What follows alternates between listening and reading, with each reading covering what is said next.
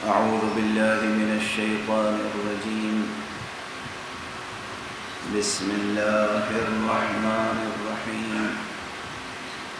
الحمد لله رب العالمين، والصلاة والسلام على أشرف الخلائق أجمعين، سيدنا وسيد الأولين والآخرين، حبيبنا وحبيب إله العالمين، إمام المرسلين وخاتم النبيين، أبي القاسم المصطفى محمد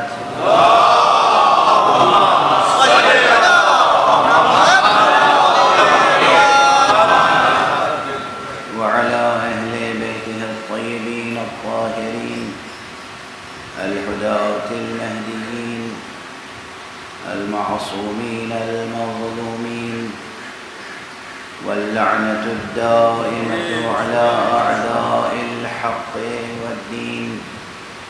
أما بعد، فقد قال الله تعالى عز اسمه في محكم كتابه ومتقن خطابه. بسم الله الرحمن الرحيم. شهد الله أنه لا إله إلا هو، والملائكة وأولو العلم قائما بالقسط. لا إله إلا هو العزيز الحكيم. صدق الله العلي العظيم.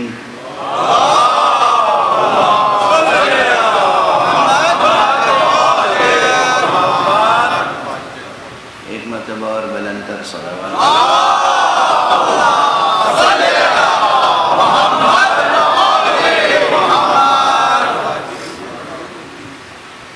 قرآن حکیم کے تیسرے سورہ مبارک آل عمران کی 18ویں آیت آپ حضرات کے سامنے تلاوت کرنے کی سعادت حاصل کر رہا ہوں. آیت اپنے مضمون میں بے پناہ ہے، بے کرا ہے، کیونکہ مضمون کا تعلق اس ذات سے ہے کہ جو ذات بے کرا ہے.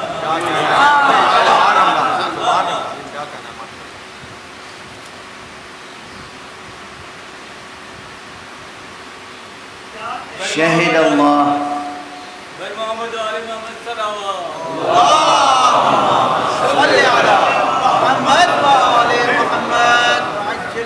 شہد اللہ انہ لا الہ الا ہو، کوئی نہیں ہے معبود، کوئی نہیں ہے سزاوار عبادت، کوئی نہیں ہے سزاوار بندگی، کوئی نہیں ہے لائق پرستش سوائے اس ایک معبود حقیقی و برحق. اس حقیقت پر سب سے بڑی گواہی خود اس کی ذات کی ہے. بچوں کو سمجھانے کے لیے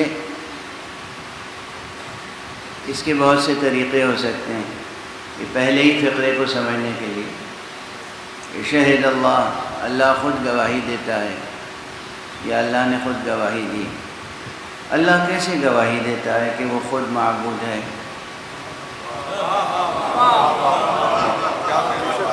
بچے پوچھ سکتے ہیں اللہ کیسے گواہی دیتا ہے کہ وہ خود معبود ہے؟ کوئی بچہ ہو 5ویں 6ٹھی یا کسی بھی درجے کا، آپ کا بیٹا ہو، آپ کے گھر میں موجود ہو، اور آپ کے ملنے والوں میں کوئی صاحب استاد ہوں، ٹیچر ہوں. اس بچے کا میتھمیٹکس کا سبجیکٹ مثلاً اگر بہت کمزور ہے، اور آپ کے دوستوں میں کوئی بہت اچھے ٹیچر ہیں میتھمیٹکس کے، لیکن بچہ یہ نہیں جانتا کہ یہ ٹیچر ہیں اور میتھمیٹکس کے ٹیچر ہیں. اب وہ آپ اپنے دوست کو کسی دن ڈرائنگ روم میں بٹھا لیں اور بیٹے کو بلائیں بچے سے، بیٹا یہ ٹیچر ہیں اور میتھمیٹکس کے ٹیچر ہیں، تو کہے گا کہ واقعی کہ اچھا یہ ٹیچر ہے، یہ میرا مسئلہ حل کر دیں گے؟ تو یہی جواب ہے کہ بھائی میں تو یہی جانتا ہوں، میرے دوست ہیں، یہ میرے ٹیچر ہیں، تم نہیں جانتے کہ ٹیچر ہیں تو ان سے مسئلہ پوچھ کے دیکھ لو۔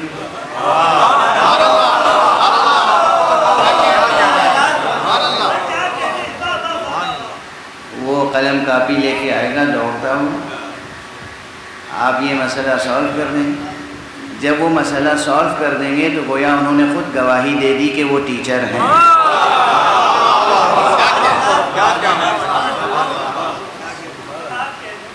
بالکل ابتدائی سطح پر یہ بات سمجھ میں آئی نا کہ انسان خود اپنے لیے کوئی وجود، کوئی اپنے لیے کیسے گواہی دیتا ہے۔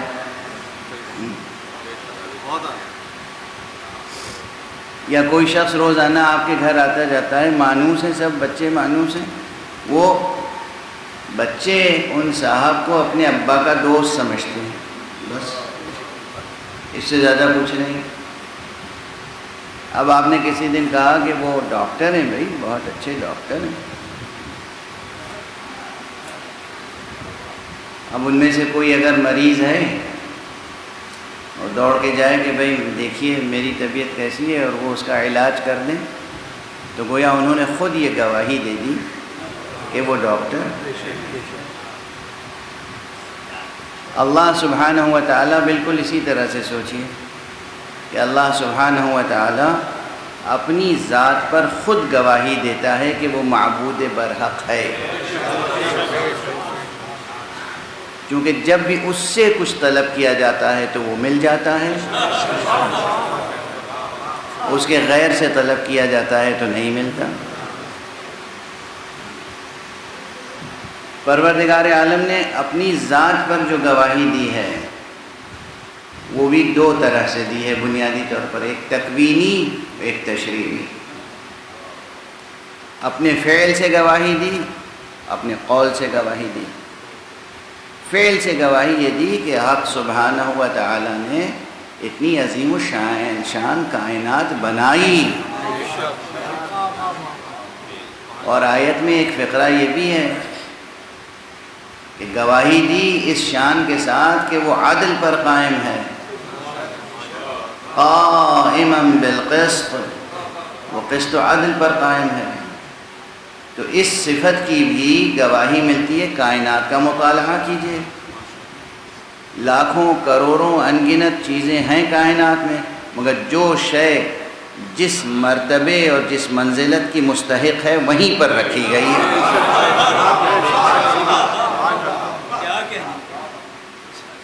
یہ نظم و ترتیب جو ہے یہ خود گواہی ہے کہ بنانے والا عادل بھی ہے، عالم بھی ہے، حکیم بھی ہے۔ صلوات پڑھ دیجیے۔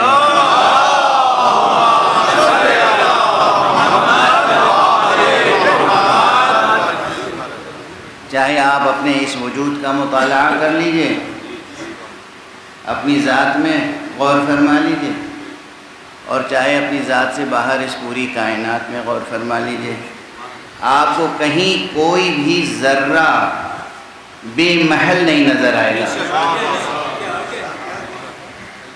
اگر آپ کو محسوس ہو رہا ہو، اولاً تو محسوس بھی نہیں ہوتا، یعنی یہ آپ چمن میں چلے جائیں، صحرا میں چلے جائیں، پہاڑوں کی چوٹیوں پہ چلے جائیں، آپ زمین کی تہوں میں چلے جائیں، سمندروں کی تہ میں اتر جائیں، آپ کو کہیں کوئی شے ایسی نظر نہیں آئے گی کہ جہاں اس میں جلال اور جمال نہ ہو۔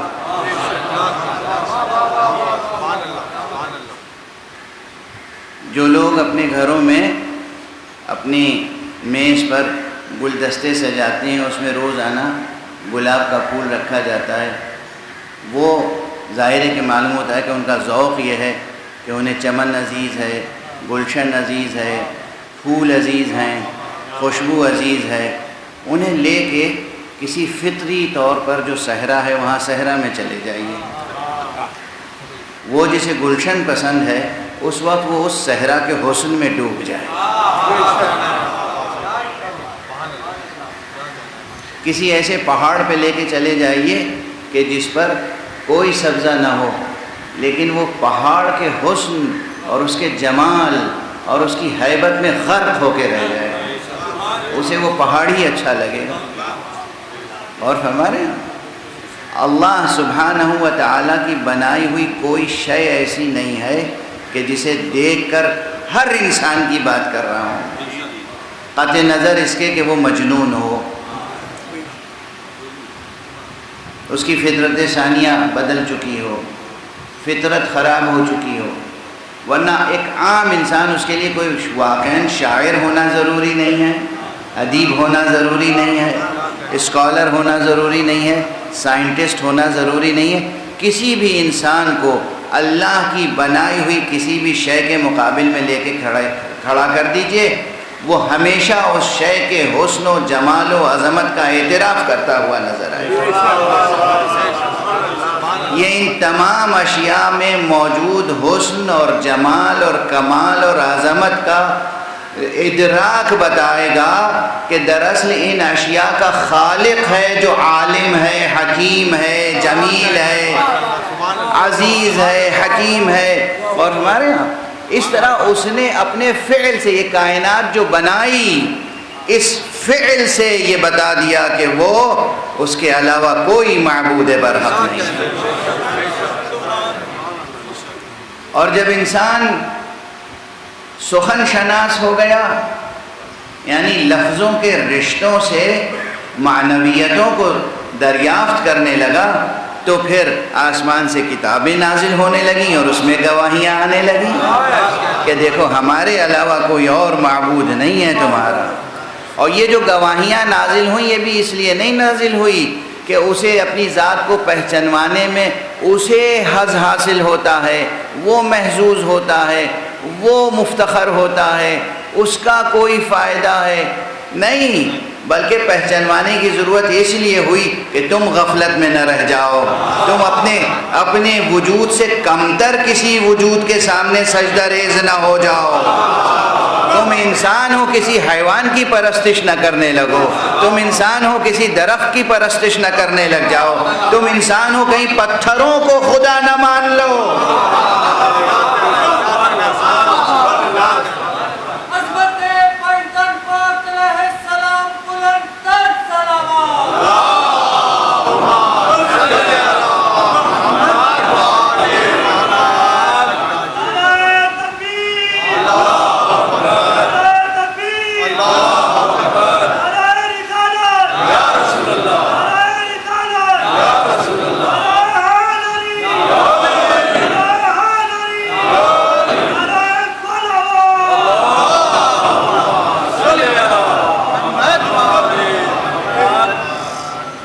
شہد اللہ انہ لا الہ الا ہو، اللہ گواہی دیتا ہے، اللہ نے گواہی دی ہے کہ کوئی معبود نہیں ہے۔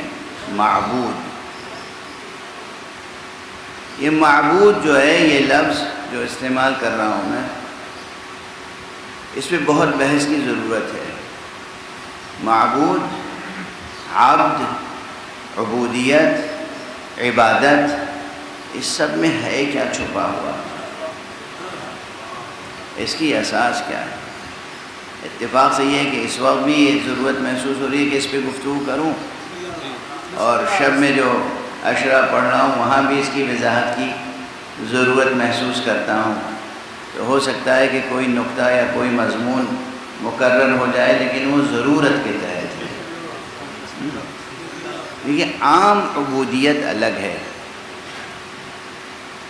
جسے ذہنوں میں ہے سلیوری، غلامی، کنیزی، وہ ایک ملعون ادارہ تھا، اور تھا نہیں، اب بھی ہے۔ پہلے بازاروں میں غلام اور کنیز خریدے بیچے جاتے تھے، اب بھی یہ کام ہو رہا ہے، اب بھی دنیا میں ہو رہا ہے، غریب ملکوں میں نہیں ہو رہا ہے۔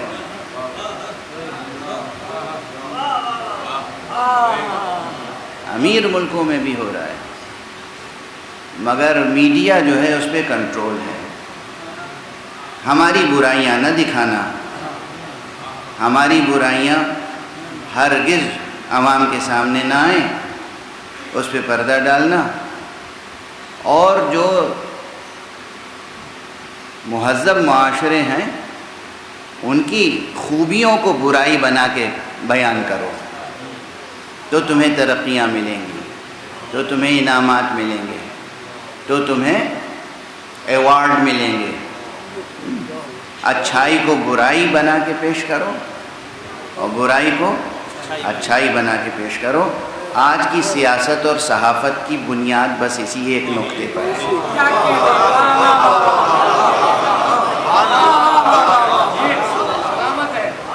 پوری دنیا کی کیفیت یہ ہے، پوری دنیا کی کیفیت ہے، پوری دنیا کی کیفیت ہے۔ تو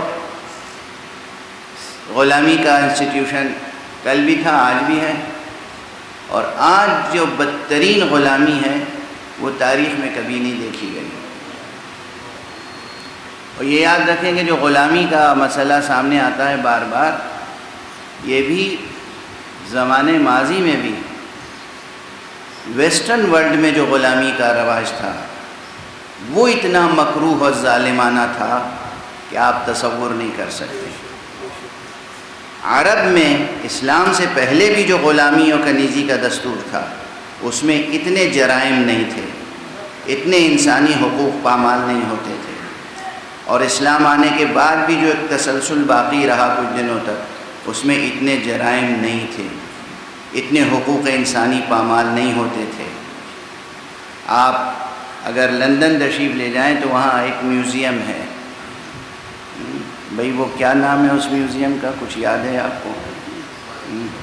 ایک میوزیم ہے جہاں انہوں نے خود محفوظ کر رکھا ہے آثار کہ غلاموں کو کیسے لاتے تھے، کن زنجیروں میں جکڑ کے لاتے تھے، کیسے ان پہ ظلم ہوتا تھا، کیسے تشدد ہوتا تھا، یعنی دیکھ کر انسان لرز جاتا ہے۔ میں نے اپنی آنکھ سے دیکھا تھا 1986 میں، پہلی بار اس مرتبہ گیا تھا وہاں لندن، تو میں خود گیا تھا اور میں نے میوزیم دیکھا تھا۔ ایک وحشت ناک اور دہشت ناک کیفیت، تصور نہیں کر سکتے آپ کے غلاموں پر۔ افریقہ سے غلام خریدے جاتے تھے اور پھر یورپ میں لائے جاتے تھے، اور کس طریقے سے ان پہ ظلم ہوتا تھا، کس طریقے سے ان کو اذیتیں دی جاتی تھیں۔ مشرقی دنیا میں ان کے مقابلے میں بہت کم غلامی کا دستور تھا، اور جو تھا اس میں غلاموں کے ساتھ بہت اچھا سلوک کیا جاتا تھا۔ آ گئی ہے بات تو عرض کر دوں، کیونکہ بہت جوان بچے سوالات کرتے ہیں، جناب اسلام نے آ کے غلامی کو کیوں نہیں مٹایا؟ اسلام نے آ کے سب سے پہلے جو کام کیا وہ یہی تھا کہ غلامی کو مٹایا۔ یہی جو اعلان ہے، شہد اللہ انہو لا الہ الا ہو، یہ ذہنوں میں یہ بیج بونا ہے کہ دیکھو تمہارا معبود بس ایک ہے۔ یہ جو اقتصادی طور پر جن کے ساتھ تم بندھے ہوئے ہو یہ تمہارے معبود نہیں ہیں۔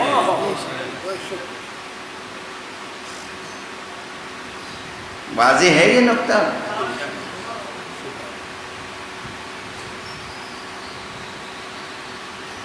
بس دو جملے تیزی سے عرض کر کے آگے بڑھ جاؤں جو تاریخ میں، حدیث میں، روایت میں موجود ہیں۔ ایک تو یہ کہ سب سے بڑی بات ہوتی ہے عنوان۔ عنوان معمولی چیز نہیں ہے، ایک اعتباری حیثیت ہے، مگر یہ اعتباری حیثیت بہت بڑی حیثیت ہے۔ عنوان، ٹائٹل، ڈیزگنیشن۔ اب عنوان ہی تو ہے جو انسان کا دل دماغ سب خراب کر دیتا ہے۔ عنوان ہیں تو آپ بھائی دو پاؤں، دو ہاتھ آپ کے ہیں، دو پاؤں آپ کے ہیں، دو آنکھیں آپ کے چہرے پہ ہیں، ایک عدد بینی ہے، مبارک ہے۔ یہ ہم بینی کہا کرتے تھے، اردو میں اسی کو ناک کہتے ہیں۔ تو یہ ناک ہے، دو آنکھیں ہیں، رخسار ہے، یہی تو ہے۔ اس کے بعد آپ نے پڑھا لکھا، ڈگریاں لیں، بہت سے لوگوں نے پڑھا لکھا، آپ کے ساتھیوں میں بہت سے لوگوں نے LLB اور LLM اور PhD کیا ہوگا لاء میں، اتفاق سے آپ پر نظر انتخاب پڑ گئی کسی کی، اس نے آپ کو اٹھا کے اور جج بنا دیا، تو جج جو بنایا تو آپ کے وجود میں تو کوئی تبدیلی آئی نہیں؟ کیا آپ کے چہرے پہ 2 ناک لگ گئی؟ 3 آنکھیں ہو گئیں؟ آپ ہیں تو جج، مثال دے رہا ہوں۔ لیکن جیسے یہ ٹائٹل، عنوان، ایک اعتباری شے، جیسے ہی جج آپ کے نام کے ساتھ لگ گیا، کیا گردن میں کجی آ گئی۔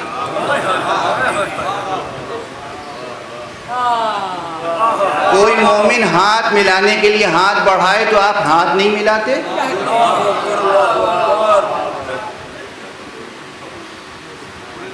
باقی تمام عوام جو ہیں آپ کے سامنے ریگِ صحرا، اور آپ پیدار فرعون بن گئے۔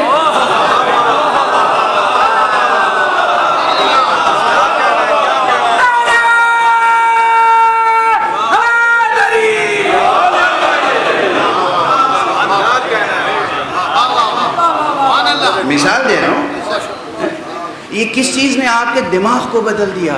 اچھا خاصا تھا، LLM کیا تھا، PhD کی تھی، اچھے خاصے تھے، پڑھتے لکھتے تھے، ہوا کیا کہ دماغ خراب ہو گیا آپ کا؟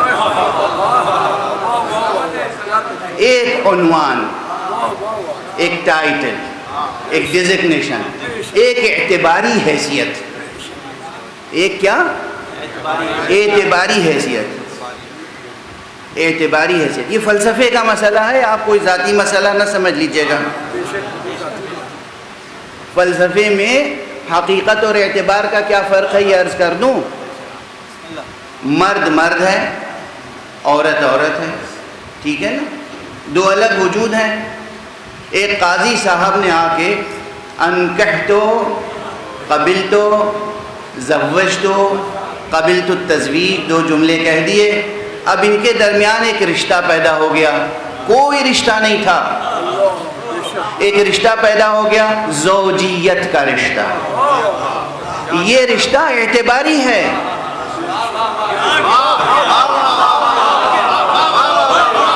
حقیقتاً ایسا کچھ نہیں ہوا کہ دونوں میں کوئی تبدیلی آ گئی، ایک اعتباری رشتہ ہے۔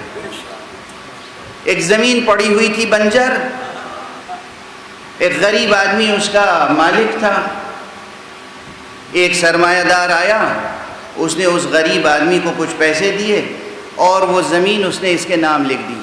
اس زمین میں بھی کوئی تبدیلی نہیں آئی، ان میں بھی کوئی تبدیلی نہیں آئی، ایک معاملہ پیدا ہوا جسے کہتے ہیں ملکیت۔ یہ ملکیت ایک اعتبار ہے، ایک اعتباری شے ہے۔ کیوں اعتباری ہے؟ کل پھر یہ اسی پلاٹ کو کسی اور کے نام بیچ دیں گے تو پھر کیا رہ جائے گا؟ وہی ملکیت تبدیل ہو جائے گی۔ تو یہ جو رشتے ہیں، یہ ملکیت، زوجیت، یہ سب اعتباری ہے، اعتبار ہے۔ یہاں وہی ہے جو اعتبار کیا۔ وہ بحث میر تقی میر نے اٹھائی تھی، اسے دیر تک، دور تک، گہرائی تک سمجھنے کی ضرورت ہے۔ اور یہ جو عہدے ہیں، یہ جو پیمانے ہیں، یہ کیا؟ اعتبار، بس اعتبار۔ ہم نے آپ کو دیکھا، آپ اچھے لگے، کچھ دنوں تک بات چیت ہوتی رہی، محبت کا رشتہ رہا، معاملہ کیا، اچھا ہوا، آپ کے اوپر ایک اعتبار دوستی کا قائم ہو گیا۔ دوستی کیا ہے؟ اعتبار۔ جس دن آپ نے خیانت کی وہ اعتبار ٹوٹ جائے گا۔ اعتبار۔ تو مالک ہونا اور غلام ہونا یہ اعتباری رشتے ہیں۔ غلامی ایک اعتبار ہے، اور فرمایا آپ نے مالک ہونا۔ بازار میں گئے اور غلام بک رہا تھا اور غلام خرید کے لیا، یہ کیا؟ وہ اپنی جگہ ایک انسان ہے، آپ اپنی جگہ ایک انسان ہیں، آپ کے اس کے درمیان ایک اعتباری رشتہ قائم ہوا، اور یہ اعتبار کیا تھا؟ غلامی۔ لیکن اس اعتباری عنوان سے کیا کیا آثار مرتب ہوتے ہیں؟ ابھی میں نے مثال دی نا ایک اچھے خاصے قانون داں تھے، جب جج بن گئے تو دماغ خراب ہو گیا. تو ایک اعتباری عنوان آیا اور اس نے منقلب کر دیا شخصیت کو. اسی طرح ایک اچھا خاصا انسان تھا، اسے کسی نے خرید لیا تو اس کی شخصیت میں ایک احساس کمتری آ جائے گا. جس نے خریدا اس کی شخصیت میں ایک احساس برتری آ جائے گا. کیوں آئے گا؟ ایک عنوان بیچ میں آ گیا کہ یہ میرا عبد ہے. غلاموں کو کیا کہتے تھے عرب؟ عبد. ابھی بھی ایک آیت ہے قرآن مجید میں جو منسوخ نہیں ہے، اور اکثر جو لوگ نکاح پڑھاتے ہیں اس آیت کی تلاوت کرتے ہیں. وَأَنكِحُوا الْأَيَامَ مِنكُمْ وَالصَّالِحِينَ مِنْ عِبَادِكُمْ وَإِمَائِكُمْ. نکاح کرو تم اپنے درمیان جو آزاد عورتیں ہیں اور جو تمہارے غلام ہیں اور کنیزیں ہیں. تو غلام کے لیے لفظ کیا آیا وہاں پر؟ عبد. چونکہ معاشرے میں یہی لفظ رائج تھا، غلام کو کہتے تھے عبد. واضح ہے. ادھر اللہ نے اعلان کیا کہ میرے علاوہ کوئی معبود نہیں ہے، اور ادھر سرکار رسالت مآب نے کہا دیکھو آج سے کسی کو عبد نہ کہنا.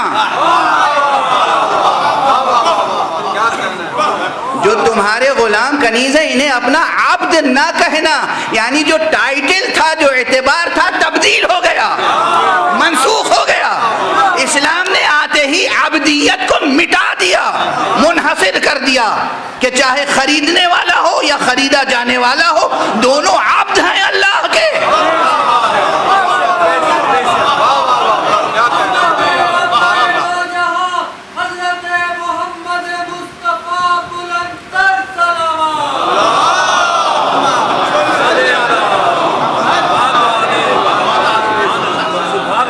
اب نہ اس میں احساس کمتری رہے گا اگر اس نے بات سمجھ لی اور مان لی، نہ اس میں احساس برتری رہ سکتا ہے اگر بات سمجھ لی اور مان لی کہ ہم بھی اس کے عبد ہیں، یہ بھی اس کا عبد ہے. عبد تو عبدیت میں سب کو برابر کر دیا.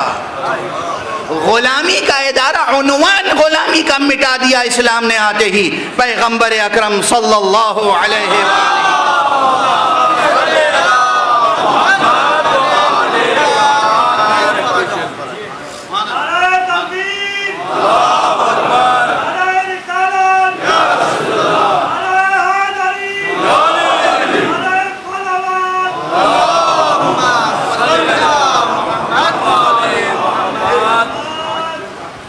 اور اس کے بعد اب رہی بات یہ کہ ایک ہوتا ہے اقتصادی معاملہ. عرب میں، عرب تاریخ میں اور اسلامی تاریخ میں جو ہمیں ملتا ہے وہ یہ، یعنی کتنی جمالیات ہے اسلامی تاریخ میں اور عربی تاریخ میں قبل اسلام بھی. آپ قبل اسلام کی عرب تاریخ کی ہمیشہ برائیاں سنتے ہوں گے، آج مجھ سے اچھائیاں سن لیں. اگر عرب میں اچھائیاں نہ ہوتی تو نبوت کا اختتام عرب میں نہ ہوتا. یہ تو نبوت مصطفیٰ صلی اللہ علیہ وآلہ وسلم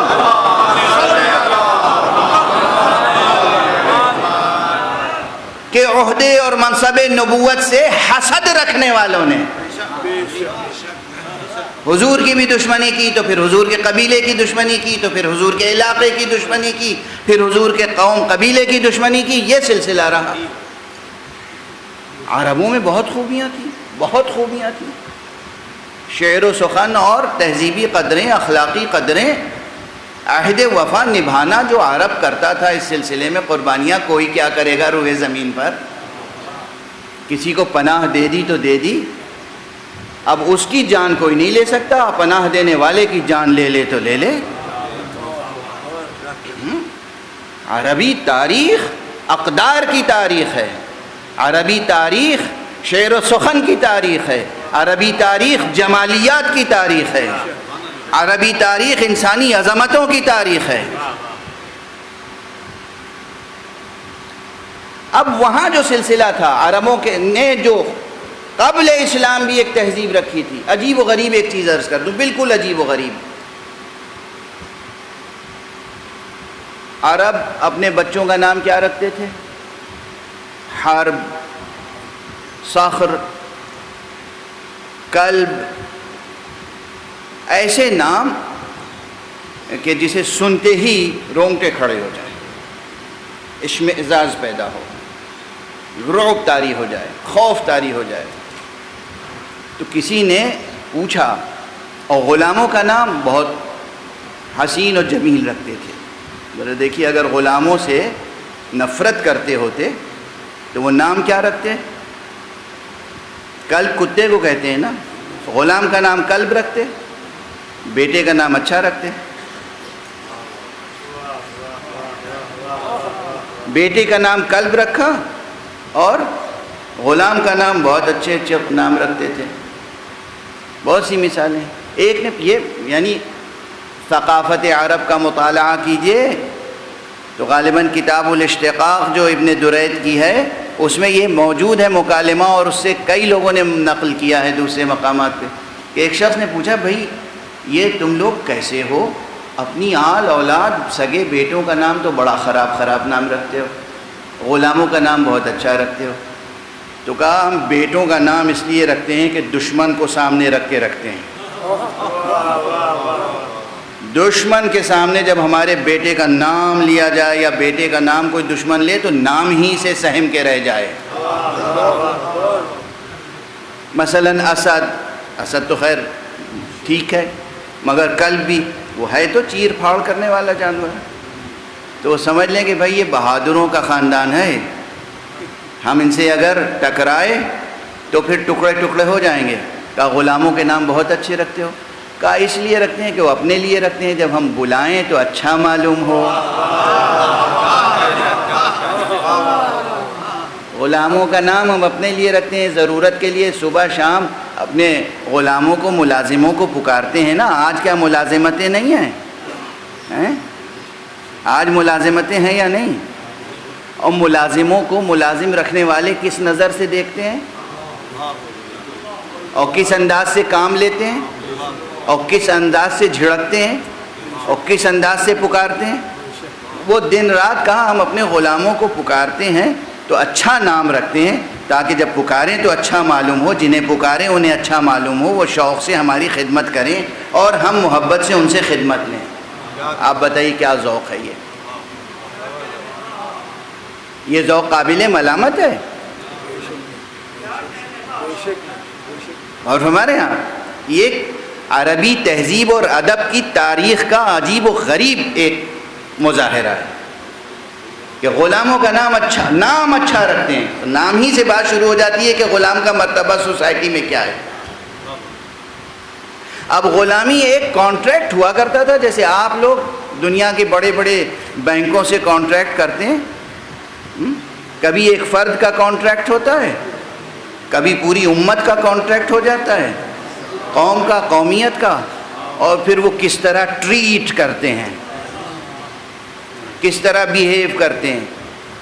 پوری قوموں کو غلام بنانے کا دستور رائج ہے اب تو. لیکن اسلام نے آتے ہی سب سے پہلے اس عنوان اعتباری کو ختم کر دیا، مٹا دیا. پیغمبر نے اعلان کیا کوئی اپنے غلام کو عبد نہ کہے، اور قرآن نے کہا معبود تو بس ایک ہے. تمام اللہ کے مخلوقات، تمام انسان ایک دوسرے کے برابر ہیں. تو غلامی کا وہ جو مکروہ چہرہ تھا، اگرچہ وہاں اتنا مکروہ نہیں تھا، پھر بھی اس کو مٹا دیا. رہا یہ کہ اقتصادی نظام میں ایک نظام تھا، اور کتنا نظام، کیسا نظام تھا یہ بھی سن لیجئے. اب آ گئی ہے بات، حالانکہ کچھ اور عرض کرنا چاہتا تھا. آج ایک صلوات پڑھ دیجئے محمد.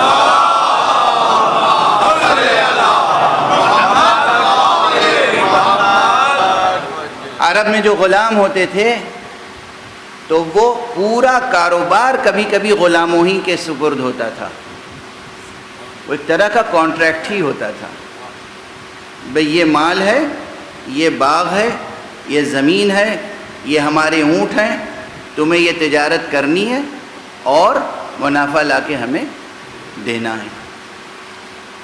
پورا کاروبار ان کے سپرد, اور وہ ناز و نعم سے رہتے تھے.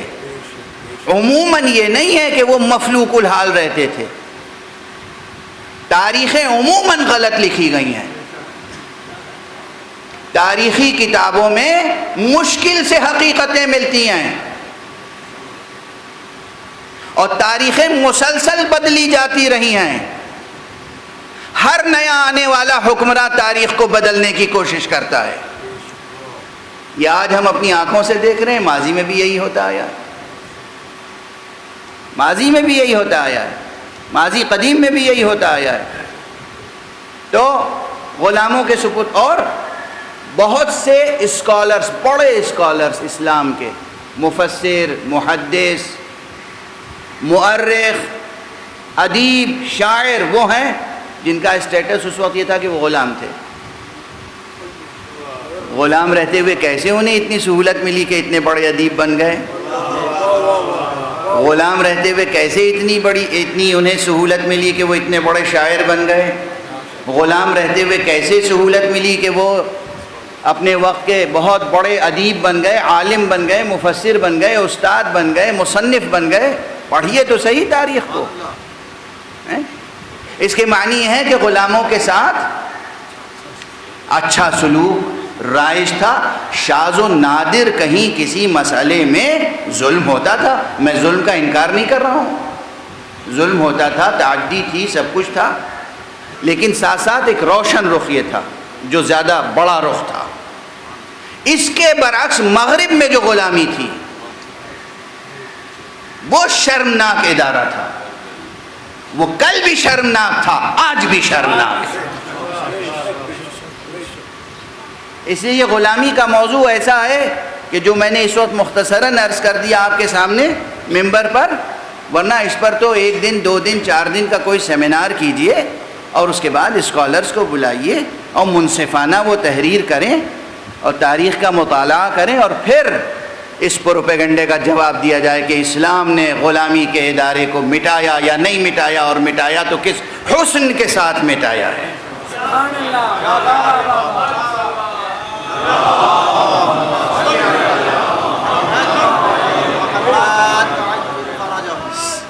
ایک بلندر اور صلوات پڑھتے ہیں.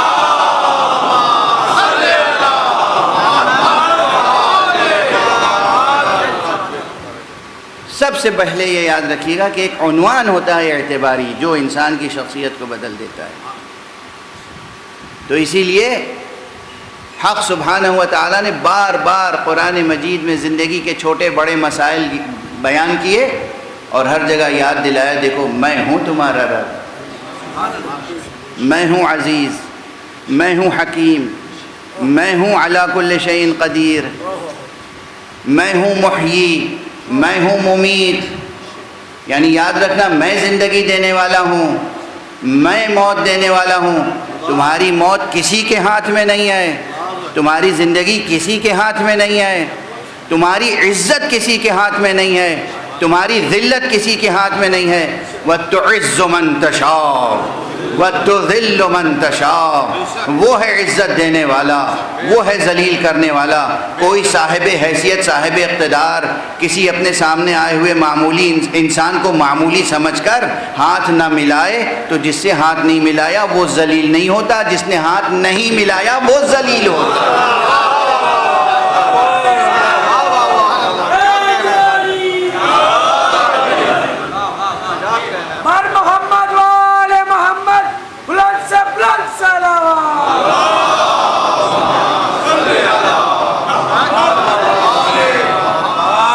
اپنی چھوٹی چھوٹی حیثیتوں پہ لوگ خدا کو بھول جاتے ہیں.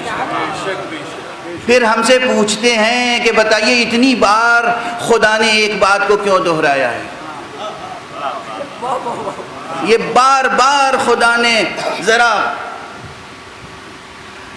قہر و غضب کے لہجے میں کیوں گفتگو کی ہے؟ مجھ سے ایک مرتبہ ایک ہندوستان کے بہت سینئر IAS آفیسر جو بہت اچھے ایڈمنسٹریٹر, بہت اچھے مدبر تھے اور ہیں, ابھی حیات ہیں, مجھ پہ شفقت رکھتے ہیں, ایک یونیورسٹی کے وائس چانسلر بھی رہے، یونائٹڈ نیشنز کے ساتھ بھی کام کیا، یونائٹڈ نیشنز میں رہے، نیو یارک میں رہے اور دوسرے ملکوں میں ایڈوائزر کی حیثیت سے کام کیا۔ دنیا کی ہر عقل و تمیز ان کے اندر ہے، مگر قرآن مجید سمجھ میں نہیں آتا۔ تو مجھ سے ایک مرتبہ تو انہوں نے یہ کہا، دو سوالات ان کے آپ کے سامنے دہرا دینے کی اجازت دیجیے، بسم اللہ۔ ہو سکتا ہے ایسے سوالات اور حضرات کے ذہنوں میں بھی ہوں۔ بسم اللہ۔ ایک مرتبہ انہوں نے فرمایا کہ مولانا یہ قرآن میں کیا ہے کہ علامہ طباطبائی نے 20 ضخیم جلدوں میں تفسیر لکھی؟ مجھ سے پوچھ 20 ضخیم جلدوں میں، وہ مثلا امام راضی نے 30 جلدوں میں تفسیر لکھی۔ یہ مختصر سا قرآن، اس میں کیا ہے جو اتنی طویل طویل طویل و عریض تفسیر لکھی گئی؟ مجھے واقعاً جسے کہیے کہ صدمہ ہوا اس سوال سے، اور چونکہ ان کا ادبی ذوق بھی بہت مشہور ہے اور باذوق کہلاتے ہیں وہ، تو میں نے ان سے کہا کہ یہ فرمائیے دیوان غالب کی کتنی شرحیں لکھی گئی ہیں؟ دیوان غالب، غالب کیا اور دیوان غالب کیا ہیں؟ غالب کیا اور دیوان غالب کیا؟ مگر اس دیوان غالب کی شرحیں کتنی لکھی گئیں؟ صرف جو ان کا مطلع دیوان ہے، نقش فریادی ہے کس کی شوخی تحریر کا، کاغذی ہے پیرہن ہر پہ کرے تصویر کا، اس کی تقریباً میں سمجھتا ہوں کم سے کم 300 ادیبوں نے تو اس پر مقالے لکھے ہوں گے، شرحیں لکھی ہوں گی، کم سے کم 300 اب تک۔ اور خود دیوان کی تو درجنوں لکھی گئیں، پورے دیوان کی، بے خود دہلوی نے لکھی اور بے خود موہانی نے لکھی اور مولانا یوسف سلیم چشتی نے لکھی اور جناب والا کس کس نے لکھی، اب پوری فہرست کیا یہاں پہ اس دہراؤں۔ آخر میں پروفیسر شمس الرحمن فاروقی نے تعبیر غالب لکھی، تفہیم غالب لکھی، اور پروفیسر نیر مسعود مرحوم نے تعبیر غالب لکھی۔ کتنی کتابیں لکھی گئیں۔ میں نے کہا کہ جناب والا غالب کے 2 مصروں میں کیا ہے جو ہزاروں صفحے لکھے گئے؟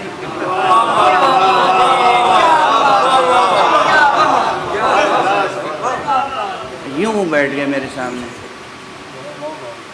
2 مصروں میں کیا ہے جو ہزاروں صفحے لکھے گئے؟ میں نے کہا یہ غالب کا کلام ہے، وہ اللہ کا کلام ہے۔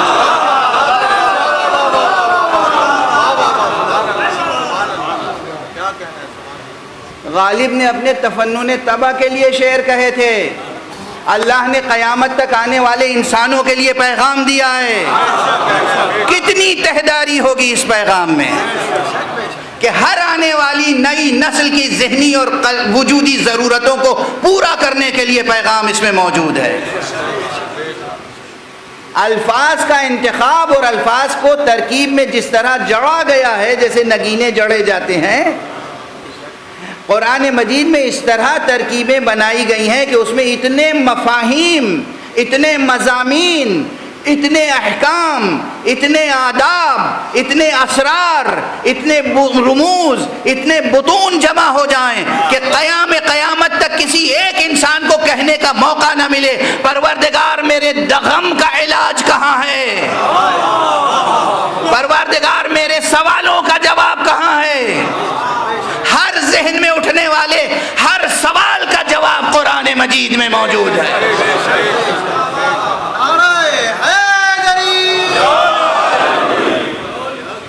اس کے بعد انہوں نے، وہ کہتے ہیں نا کہ دل میں کفر چھپا ہو تو پھر آسانی سے مٹتا نہیں، تو ان کا اچھا ایک بات اور بتا دیجیے۔ میں نے کہا وہ فرمائیے کیا ہے؟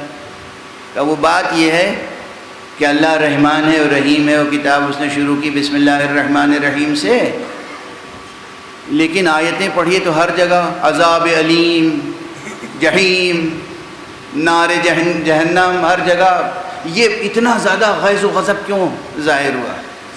میں نے پھر یہ بات انہی سے پوچھی۔ میں نے کہا آپ وائس چانسلر ہیں یونیورسٹی کے؟ جی ہاں۔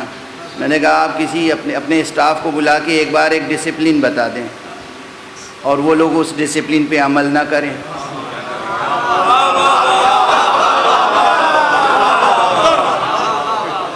تو آپ بہت خاندانی ہیں اور بہت حلیم ہیں، بہت کریم ہیں، بہت بڑی شخصیت ہے آپ کی، بہت بزرگوار ہیں آپ بلائیں گے، کہیں گے دیکھو بھائی ہم نے تم لوگوں سے کہا تھا کہ یہ ڈسپلن برقرار رکھنا، تم لوگوں نے کیا نہیں، میں دوبارہ یاد دہانی کرا رہا ہوں، دیکھو یہ ڈسپلن مینٹین کرو.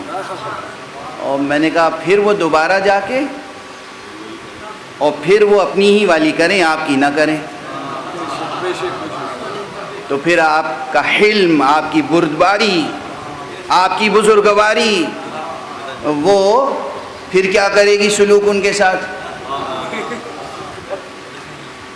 بھائی تیسری بار بھی آپ بلا کے کہیں گے دیکھو بھائی ہم نے تمہیں بتایا تھا کہ ڈسپلن کیا رکھنی ہے اور یہ سب ٹھیک نہیں ہو رہا ہے، تو تھوڑے سے آپ کے الفاظ بدل جائیں گے، ہو سکتا ہے چہرے کا امپریشن بھی بدل جائے. اور پھر تیسری بار بھی وہ یہی کریں، پھر چوتھی بار آپ بتائیے آپ کا پیمانہ صبر کتنا ہے، کتنی بار برداشت کریں گے، وہ اسٹاف برقرار رکھیں گے. مجھے معلوم تھا کہ انہوں نے ایک ایک غلطی پر کن کن کو نکالا ہے یونیورسٹی سے، مجھے معلوم تھا ایک معمولی سی غلطی پر انہوں نے نکال دیا تھا اور میں سفارش کرنے کے لیے گیا تھا اور مجھے سے وہ کہہ رہے تھے. میں نے کہا ایک بار، دو بار، تین بار، چار بار آپ برداشت نہیں کریں گے، اس نے 1,24,000 انبیاء بھیجے.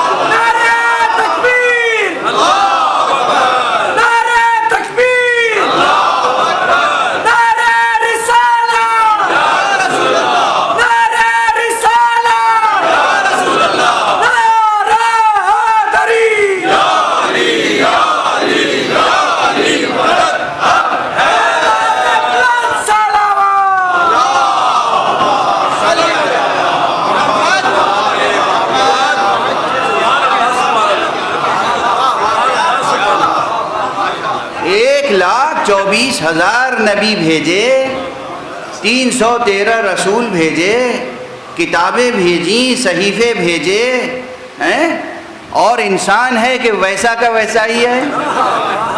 اب بھی پیشانی مشیت پہ شکن نہیں آئے گا تو کیا ہوگا؟ شکن تو آئے گی، لہجہ نہیں بدلے گا تو کیا ہوگا؟ اور پھر بھی آپ کو اگر فصاحت سے واقف ہوں، اگر بلاغت سے واقف ہوں، اگر رموز زبان سے واقف ہوں، اگر عربی زبان کے اسالیب سے واقف ہوں، تو اندازہ ہوگا کہ اس قرآن مجید میں جہاں عذاب کا تذکرہ بھی ہے وہاں بھی رحمت و رافت غالب ہے.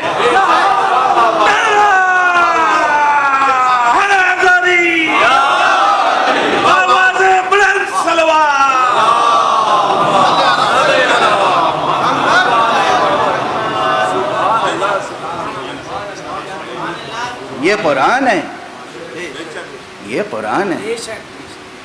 وہ اپنی عدالت کے ساتھ گواہی دیتا ہے کہ اس کے علاوہ کوئی معبود نہیں ہے. وہ اپنے علم کے ساتھ گواہی دیتا ہے کہ اس کے علاوہ کوئی معبود نہیں ہے. وہ اپنی رحمت کے ساتھ گواہی دیتا ہے کہ اس کے علاوہ کوئی معبود نہیں ہے. وہ اپنے لطف کے ساتھ گواہی دیتا ہے کہ اس کے علاوہ کوئی معبود نہیں ہے. وہ اپنے کرم کے ساتھ گواہی دیتا ہے کہ اس کے علاوہ کوئی معبود نہیں ہے. وہ اپنی رافت کے ساتھ گواہی دیتا ہے کہ اس کے علاوہ کوئی معبود نہیں ہے. وہ اپنے ودود ہونے کی حیثیت سے گواہی دیتا ہے کہ اس کے علاوہ کوئی معبود نہیں آئے. کیا حسین کائنات بنائی ہے، مہد زندگی، گہوارہ زندگی، گہوارہ زندگی. یہ کائنات، اس کا ذرہ ذرہ گواہی دیتا ہے کہ وہی معبود ہے، اس کے علاوہ کوئی معبود نہیں. وہ خود گواہی دیتا ہے اور ذرہ ذرہ گواہی دیتا ہے، لیکن گواہی دینے والوں میں کچھ خاص ہیں. اس لیے ان کو خصوصیت سے اسی مقام پر ذکر کر دیا. شہد اللہ انہ لا الہ الا ہو والملائکۃ، اور اس کے خاص ملائکہ، برگزیدہ ملائکہ۔ اب یہ میں خاص ملائکہ اور برگزیدہ ملائکہ کیوں کہہ رہا ہوں، صرف ملائکہ نہیں کہہ رہا ہوں، اس کا بھی وقت میں گنجائش ہوئی تو عرض کر دوں گا۔ ملائکہ کے بھی اصناف ہیں، ملائکہ کے بھی درجات ہیں، ملائکہ کے بھی مراتب ہیں۔ کچھ زمینی ملائکہ ہیں، سب آسمانی نہیں ہیں، کچھ آسمانی ملائکہ ہیں، کچھ یہ جو آپ کو آسمان نظر آتا ہے اس سے بلندر ہیں۔ ملائکہ کی صنفیں ہیں، ملائکہ کے اصناف ہیں، ملائکہ کے اقسام ہیں۔ تو اس کے خاص ملائکہ بھی گواہی دیتے ہیں کہ وہی معبود ہے، اس کے علاوہ کوئی معبود نہیں ہے۔ اور اس کے علاوہ کون گواہی دیتا ہے؟ کل میں نے عرض کیا کہ جو مالکان کشور علم ہیں وہ گواہی دیتے ہیں۔ بعض وقت بالکل تمام ہو چکا، لیکن اب بس جسے کہتے ہیں کہ ایک بڑے مضمون کو، بڑی بحث کو سمیٹ کے چھوٹے سے جملے میں عرض کر کے آگے بڑھ جاؤں۔ بعض مفسرین، دیکھیے ہر ایک کا ایک اسلوب الگ ہوتا ہے، ہر استاد کا اسلوب الگ ہوتا ہے۔ تو بعض مفسرین نے یہ شمار کیا ہے کہ اللہ سبحانہ و تعالیٰ نے جیسے یہاں گواہی دی ہے کہ وہ ایک ہے، اس نے اور کن کن چیزوں پر گواہی دی ہے، خاص طور پر اس نے کن کن چیزوں پہ گواہی دی ہے۔ تو ایک مفسر نے یہ بیان کیا کہ اللہ نے 7 چیزوں پہ خاص گواہی دی ہے۔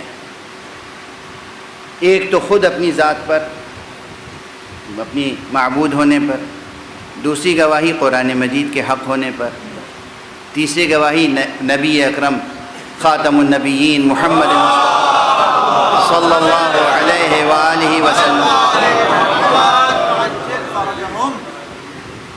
کے رسول ہونے پر، اور اسی طرح انہوں نے 7 چیزیں گنائی ہیں۔ میں انشاءاللہ کوشش کروں گا وہ سب ذکر کر دوں، لیکن جس طرح اللہ نے اپنی وحدانیت پر گواہی دیتے ہوئے 2 اور گواہی میں اپنے شریک خود بنائے ہیں۔ اب یہ نازک سا مسئلہ یاد رکھیے گا، شرک شرک شرک شرک کا مسئلہ جو بار بار اٹھایا جاتا ہے، ہمیں یہ حق نہیں ہے کہ ہم کسی بھی حیثیت سے کسی کو اس کا شریک بنائیں، ورنہ ہم مشرک ہوں گے۔ ہم نے اگر اپنے ارادے سے، اپنے اختیار سے، اپنے انتخاب سے، اپنی مرضی سے کسی کو اس کا کسی حیثیت سے بھی شریک بنایا، ہم مشرک ہوں گے۔ مگر وہ مالک ہے جس پہ لطف کر کے اپنا شریک بنا لے۔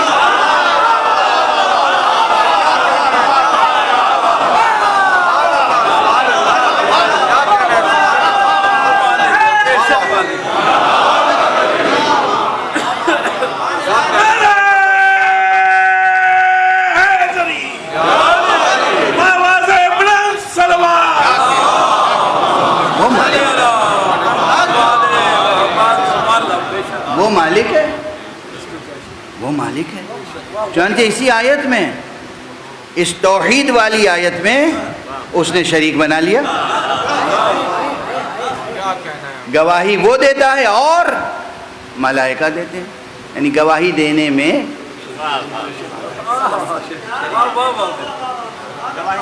لطیف بات ہے، ذوق لطیف کو بیدار رکھیے گا۔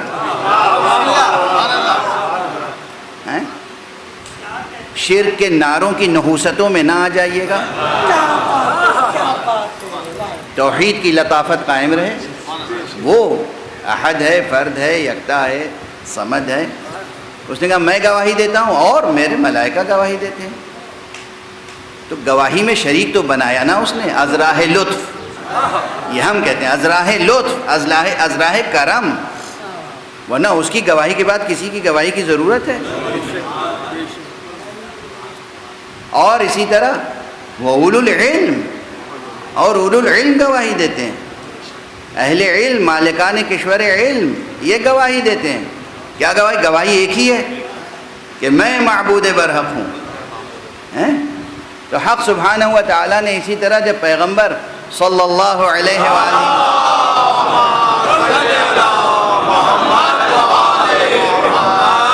کی نبوت کا مسئلہ درپیش تھا تو ایک مقام پر بالکل اسی انداز سے ہے کہا کہ وَيَقُولُ الْكَافِرُ لَسْتَ مُرْسَلًا، اور کافر تو یہ کہتے ہیں کہ تم رسول نہیں ہو.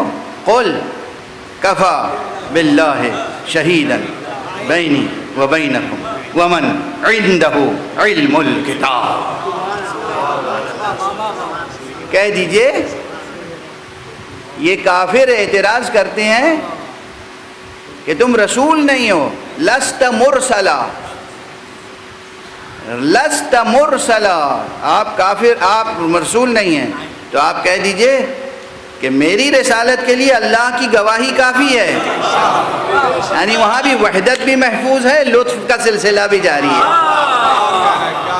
کفا باللہ شہیدا، اللہ کافی ہے ہمارے اور تمہارے درمیان گواہی دینے کے لیے.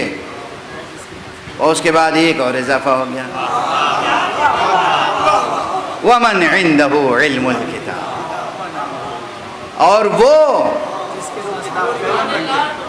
جس کے پاس علم کتاب ہے.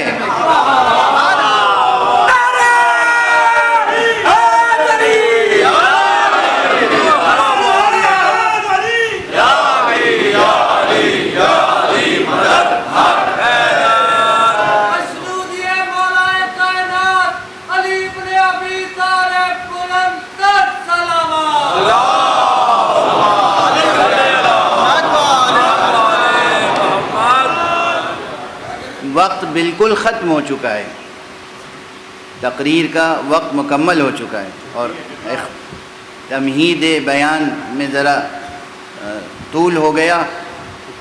تو اب اس موقع پر یہ آیت زبان پر آئی ہے کہ جو خود ایسی آیت ہے جس پر کم سے کم تو ایک عشرہ پڑھنا ہے. یہ آیت بھی غرر آیات میں سے، غرر آیات میں سے. میں گواہ ہوں، اللہ گواہ ہے میری رسالت کے لیے. اور وہ اب دیکھیے، کل اگر گفتگو یاد ہو کہ قرآن کا اسلوب عام بیان میں خاص مراد لیا جاتا ہے. وَمَنْ عِنْدَهُ عِلْمُ الْكِتَابِ، اور وہ جس کے پاس علم کتاب ہے. اور وہ، اب اور وہ میں مصداق تلاش کرتے رہیے. کون ہے، کون ہے وہ، کون ہے وہ؟ چنانچہ مفسرین میں اختلاف ہو گیا.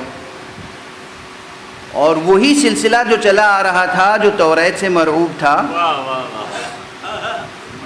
اس سلسلے میں یہ ہوا کہ وہ جو یہود اہل کتاب ہیں، احبار یہود، علماء یہود، وہ مراد ہیں اس سے. ایک یہ قول آ گیا سامنے، اور کسی فرد کا نام آ گیا، اور کسی، کوشش یہ ہوتی ہے نا کہ کسی کا بھی نام آ جائے مگر علی کا نہ آنے پر.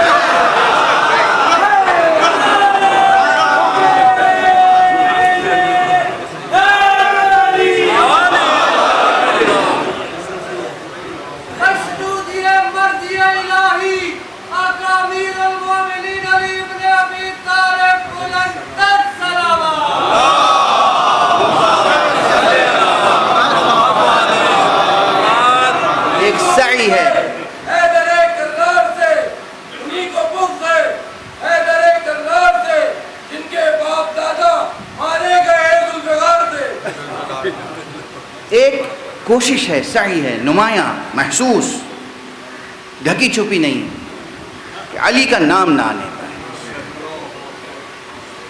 جیسے ہی رسول کی آنکھ بند ہوئی تب سے یہ تحریک شروع ہوئی اور آج تک جاری ہے. لیکن یہ بھی کیا کیجیے، وہ عادل ہے، وہ حکیم ہے، اس نے فراہم کیے موقع دوسروں کے لیے.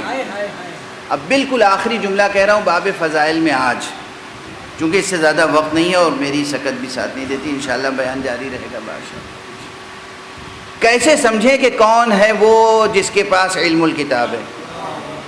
کیسے سمجھیں؟ میں نے بالکل تقریر کے آغاز میں مثال بچے کی دی تھی. کہ بچہ آپ کے دوست کو نہیں پہچانتا کہ یہ ٹیچر ہیں یا نہیں ہیں، آپ کہیں گے سوال پوچھ کے دیکھ لو، سوال کر کے دیکھ لو۔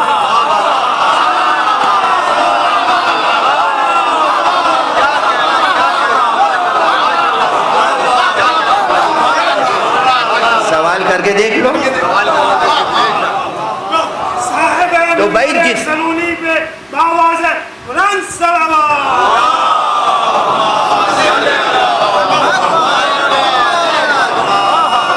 ہمیں نہیں معلوم، ہم تو ایک ریسرچر ہیں، ہم تو ایک اسٹوڈنٹ ہیں، ہمیں تو جستجو رہتی ہے، ہم تو بس مسلسل جستجو میں سرگردہ رہتے ہیں، تو ہم دیکھتے ہیں کہ سوالات کی تو کائنات میں کمی نہیں ہے،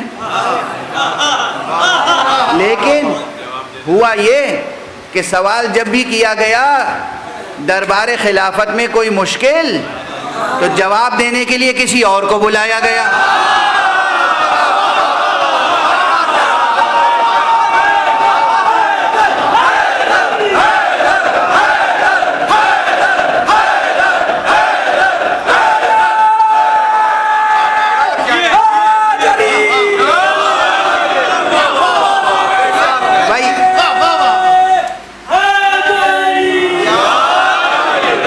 علم کے دو ہی طریقے ہیں، یا سیکھ کے مکتب سے، مدرسے سے، استاد سے علم حاصل کیا جائے، یا اللہ علم لدنی عطا فرمائے۔ صرف کرسی پہ بیٹھ جانے سے تو علم آتا نہیں۔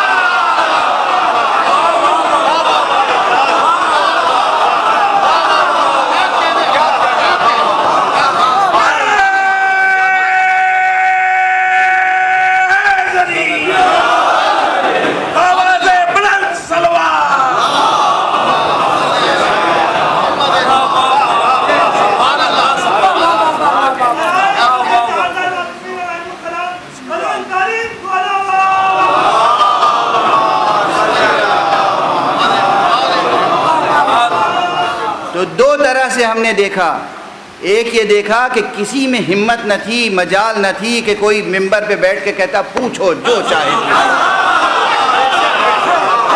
سلونی سلونی قبل ان تفقدونی، مجھ سے پوچھو قبل اس کے کہ مجھے کھو دو۔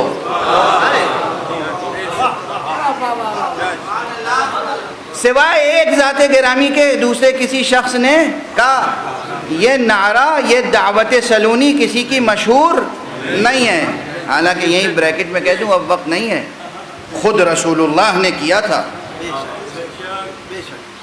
بیان نہیں کرتے لوگ، یہ کوتاہی ہے۔ حضور علیہ السلام نے ممبر پہ بیٹھ کے کہا تھا سلونی عما شئتم، پوچھو مجھ سے جو چاہو، اور انشاءاللہ اجازت ہوگی تو میں پڑھوں گا، اور یہ بھی وہیں سے ظاہر ہو جائے گا کہ کیوں وہ روایت نہیں پڑھتے لوگ۔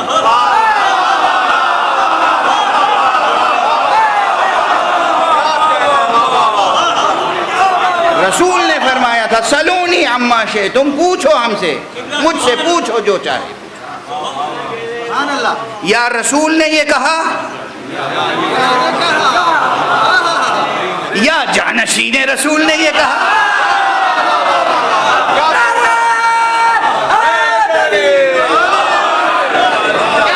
بھائی ہم کسی اور حوالے سے کسی کو نہیں پہچانتے، خدا کو بھی پہچانتے ہیں تو صفت سے، نبی کو پہچانتے ہیں تو اوصاف سے، ولی کو پہچانتے ہیں تو اوصاف سے۔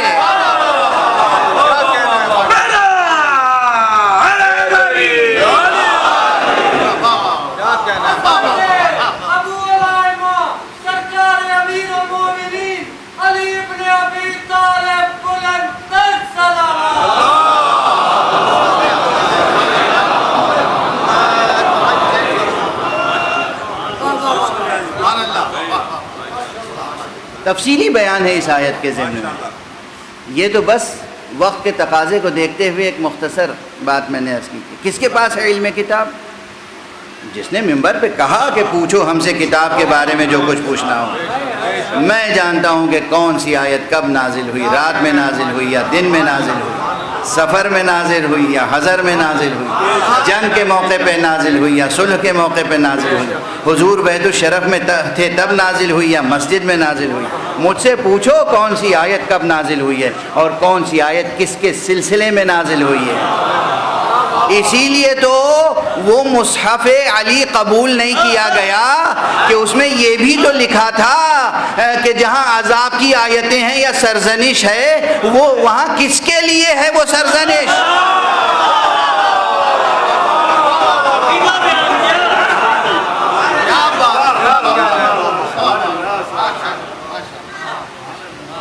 بس وقت تمام ہو چکا، وقت تمام ہو چکا۔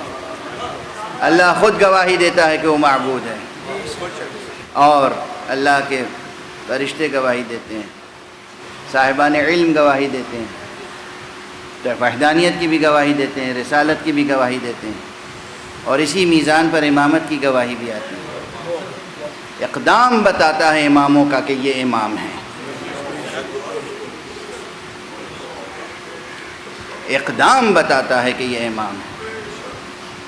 سرکار سید الشہداء ابو عبداللہ الحسین، آپ کا اس موقع پر تاریخ کے اس موڑ پر اٹھنا، قیام کرنا، انقلاب لانے کے لیے اقدام کرنا، یہ اقدام بتاتا ہے کہ امامت ان کی ذات میں منحصر تھی۔ اور کیا اقدام ہے، خدا کی قسم کیا اقدام ہے۔ آج محرم کی چوتھی ہو گئی، چوتھی محرم تک ہم اصحاب سرکار سید الشہداء کا تذکرہ کرتے ہیں۔ کیا کیا اصحاب ملے سرکار سید الشہداء کہ خود جناب سید الشہداء نے فرمایا ہے مجھے ایسے ساتھی ملے کہ ایسے ساتھی تو نہ میرے بابا کو ملے اور نہ میرے نانا کو ملے، اور مجھے اہل بیت بھی ایسے ملے کہ جو میرے علاوہ کسی کو نہیں ملے، میرے ساتھ حسن سلوک کرنے والے، مواسات کرنے والے، غم خواری کرنے والے، غم گساری کرنے والے، سخت وقت میں ساتھ کھڑے رہنے والے۔ یہ لفظیں جتنی آسان ہیں معنویتیں بہت سنگین ہیں۔ سخت وقت میں ساتھ کھڑے رہنے والے۔ مجھے ایک کردار، ہر کردار عظیم الشان ہے کربلا کا، لیکن بعض کردار جو مشہور بھی ہیں وہ مجھے بہت عزیز ہیں۔ اس میں ایک کردار حر کا ہے۔ میں جناب حر کے بارے میں چند جملے پہلے دوسرے دن عرض کر چکا ہوں، لیکن حر کا کردار بہت عظیم الشان ہے۔ قیامت تک آنے والے تمام انسانوں کے لیے آقا حسین کی شخصیت تو بہت بلند ہے۔ ہم آقا حسین کے نقش قدم پر نہیں چل سکتے، بہت بلند ہے، بہت بلند ہے آقا حسین کی شخصیت۔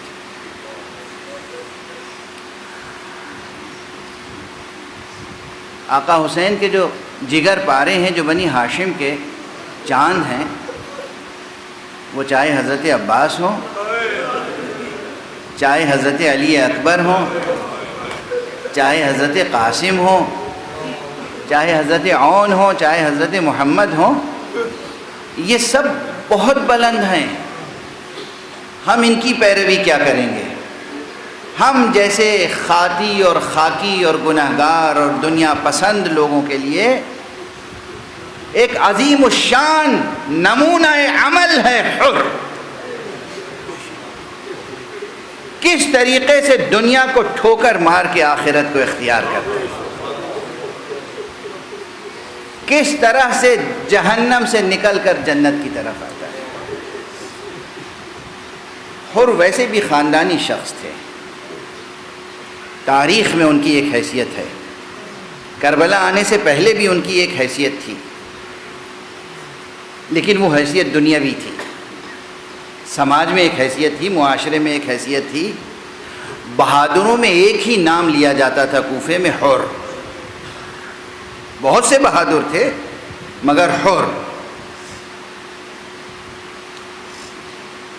شب عاشور خود یزیدی لشکر کا ایک شخص کہتا ہے کہ میں نے دیکھا کہ حر اپنے گھوڑے پہ بیٹھے ہوئے تھے، نگاہیں ان کی خیام حسینی کی طرف تھی، اور جسم میں جیسے لرزہ تھا، رعشہ تھا، لرزہ طاری تھا۔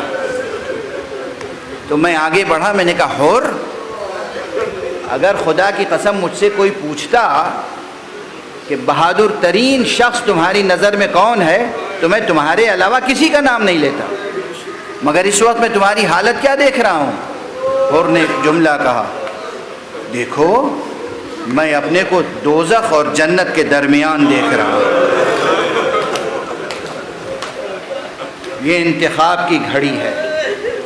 اور یہ کہا اور اس کے بعد بس گویا کہ اپنے گھوڑے کو ایڑ لگائی اور خیام حسینی تک پہنچے۔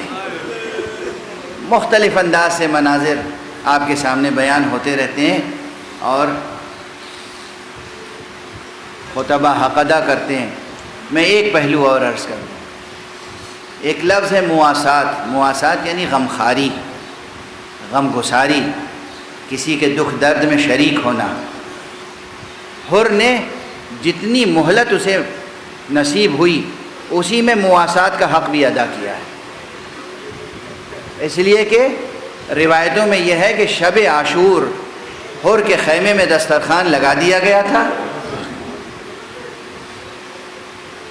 اور حر باہر تفکر کے عالم میں تھے، خیمے کے باہر۔ بیٹا آیا، بیٹے نے پہلے غلام کو بھیجا کہ کہہ دیجئے خاصا تیار ہے، گویا سنا ہی نہیں۔ پھر دوبارہ یاد دہانی کرائی گئی، نہیں سنا۔ بیٹا پھر خود آیا، بابا دیر سے دسترخوان لگا ہوا ہے، کھانا نوش فرما لیں۔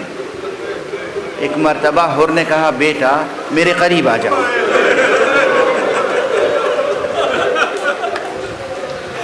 دیکھو کوئی آواز سن رہے ہو؟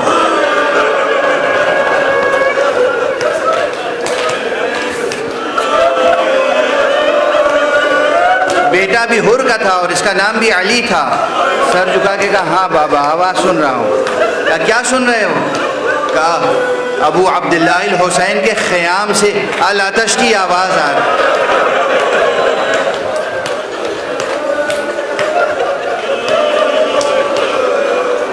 بچے بھوکے ہیں، پیاسے ہیں۔ پھر باپ نے جس کی آنکھوں میں آنسو آ چکے تھے پلٹ کے بیٹے کو دیکھا، بیٹا رسول کا گھرانہ بھوکا ہو پیاسا اور میں کھانا کھا لوں۔ یہیں سے گویا حر نے مواسات کا بھی اقدام شروع کر دیا۔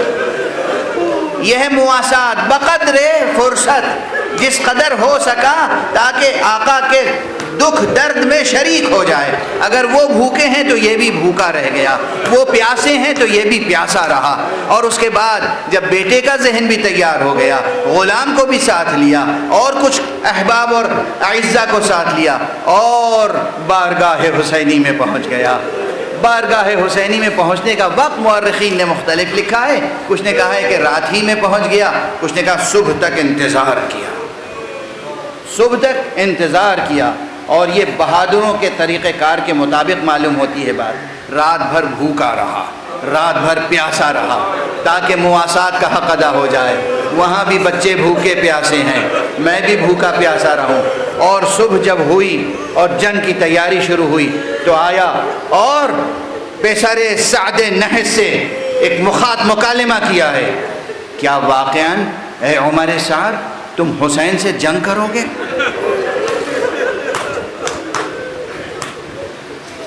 اس سگے زمانہ نے جواب دیا، ہاں ایسی جنگ کروں گا کہ دنیا میں یادگار رہ جائے گی۔ تم جنگ کرو گے، فرزند رسول سے جنگ کرو گے، سبط مصطفیٰ سے جنگ کرو گے؟ جب اس نے غیرت دلائی تو سر جھکا تو ضرور، مگر کہا تمہیں مگر حاکم کا حکم یاد نہیں ہے؟ اور نے کہا تم اس حاکم کے حکم کی پرواہ کرتے ہو، اللہ رسول کی پرواہ نہیں ہے تمہیں؟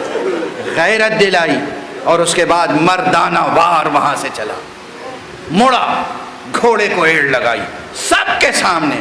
کیا جرأت تھی حر کی کہ 30,000 کا لشکر کھڑا ہوا ہے, اس کی طرف پیٹ کر کے حسین کی طرف جا رہا ہے. پہنچا حر, اور جب آقا کے سامنے پہنچا گھوڑے سے اتر گیا بے اختیار. اب بالکل وقت نہیں رہ گیا, مگر میں نے سنا بھی ہے اور پڑھا بھی ہے.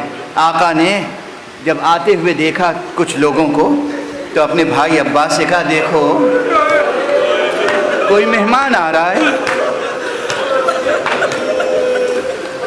عباس آگے بڑھے, اکبر آگے بڑھے استقبال کے لیے, اور حر نے ایک ہی سوال کیا, کیا آقا میری غلطی معاف کر دیں؟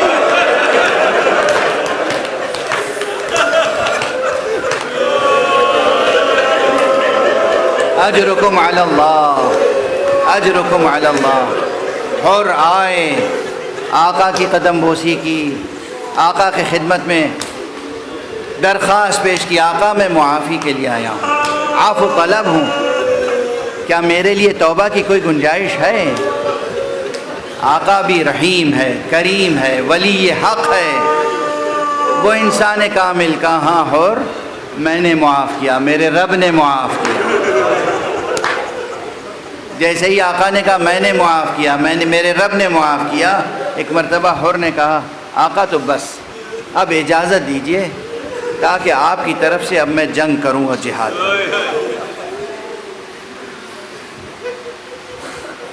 خیمے میں اب تھا کیا جو ضیافت کے لیے پیش کیا جاتا.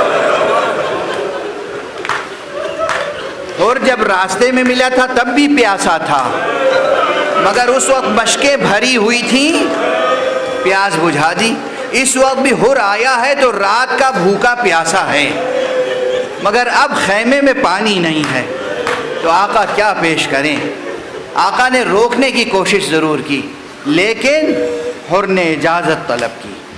اور بس یہ فقرہ پڑھ چکا ہوں گا, پھر مکرر عرض کر رہا ہوں, اس لیے کہ یہ ایسا دردناک بیان ہے تاریخ کا جو میرے دل کی گداز کو ہمیشہ بڑھاتا رہتا ہے. کہ تہذیب یہ تھی شجاعوں کی عرب میں کہ صدمہ زیادہ سے زیادہ سہنے کا ان میں ہنر تھا. اور جب اس طرح کی جنگیں ہوتی تھیں, اس طرح کی جنگیں ہوتی تھیں, تو باپ بیٹے کو پہلے آگے بڑھا دیتا تھا. اس میں ایک نقطہ اور تھا کہ جب تک میں ہوں یہ صراط مستقیم پر ہے, کہیں ایسا نہ ہو کہ میرے قتل کے بعد یہ صراط مستقیم سے پھر ہٹ جائے. کہ بیٹا نبی زادے پر جا کر جان نثار کرو. اس بیٹے کا نام بھی علی ہے, علی ابن حر.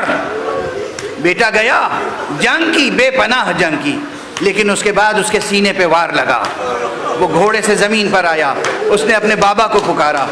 حر میدان کی طرف چلے, مگر جب حر میدان میں پہنچے تو دیکھا امام ابو عبداللہ الحسین حر کے بیٹے کے سرہانے پہلے موجود ہیں, زانو پہ سر ہے. حر نے کہا آقا خطا کاروں پر یہ کرم. کہا حر مجھے معلوم ہے بوڑھے باپ سے جوان بیٹے کا لفظ.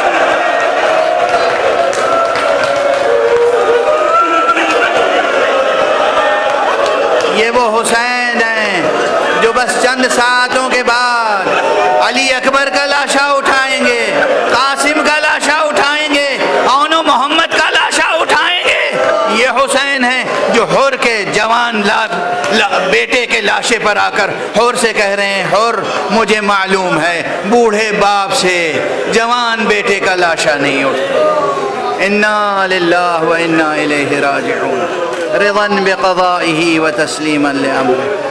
انا للہ و انا الیہ راجعون, رضا بقضائه وتسلیما لامره. پروردگار ہمیں علوم قرآن اور معارف اہل بیت سے آشنا فرما. پروردگار ملت اسلامیہ, امت اسلامیہ میں وحدت کی نعمت کو عام کر دے. پروردگار ہمیں اتحاد کی دولت عطا فرما، وحدت کی دولت عطا فرما، ہمارے سینوں میں ہمیشہ چراغ توحید روشن رہے، ہمارے ہاتھوں میں ہمیشہ دامان ختم نبوت رہے، ہمارے قدم ہمیشہ صراط مستقیم ولایت علی پر قائم رہے۔ پروردگار ہمارے سروں پر علماء اعلام کا، مرجعیات رشیدہ کا سایہ ہمیشہ قائم رکھ، ہمارے رموز کو محفوظ فرما۔ پروردگار مقام معظم رہبری حضرت آیت اللہ خامنئی کو اپنی خاص حفظ و امان میں رکھ۔ حضرت سیستانی جو کہ ہمارے ایک رموز میں سے ایک رمز ہیں، مرجعیت رشیدہ کے حامل ہیں، ان کا سایہ ہمارے سروں پہ باقی رہے۔ دیگر تمام مراجع کو اپنی حفظ و امان میں رکھ۔ پروردگار ولی اعظم، ولی آخر، حجت حق کو اذن ظہور عطا فرما، اور ان کے ہاتھوں سے اپنی رحمت و رافت و عدالت کا پرچم لہرائے۔